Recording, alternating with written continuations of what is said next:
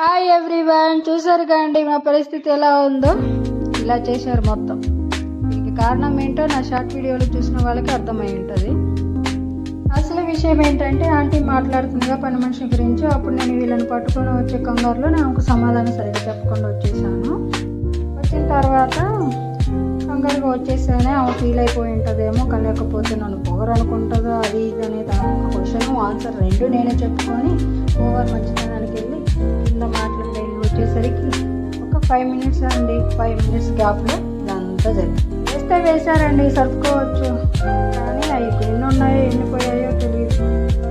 అసలు ఈ చెన్నైలో భక్తులు బంగారానికి చెప్పినట్టు చెప్తారు కూరగాయల కాస్ట్. అసలు నేను ఈ వీడియో ఎందుకు చేస్తున్నానో తెలుసా మీకు? ఒక విషయం అండి. ఒకరోజు మా హస్బెండ్తో అన్నాను, పిల్లలు బాగా ఇసుకిచ్చేసారు ఈరోజు అని అన్నాను. దానికి ఆయన ఏమన్నాడో తెలుసా? నీకేం బాగా ఎంజాయ్ చేస్తున్నావు పిల్లలతోటి టైం స్పెండ్ చేస్తున్నావు, ఎంజాయ్ చేస్తున్నావు, ఈ మధ్య రీల్స్ కూడా చేస్తున్నావు అనేసి అన్నాడు. మరి నా ఎంజాయ్మెంట్ ఎలా ఉంటుందో చూపించాలి కదండి, అందుకే ఈ వీడియో తీశాను. హలో, ఏమండి భర్త గారు, చూసారా ఎంజాయ్మెంట్ ఎలా ఉంటుందో? ఇలా ఉంటుంది. ఇది చూసిన తర్వాత కూడా ఏమన్నా ఒప్పుకుంటాడా అంటే లేదండి.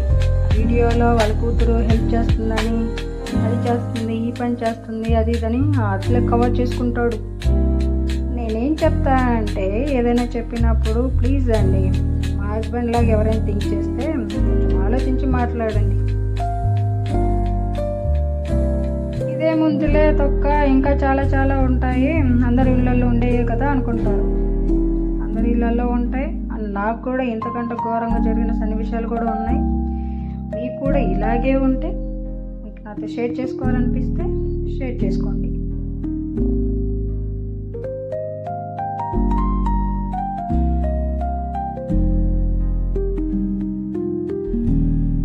Okay, bye.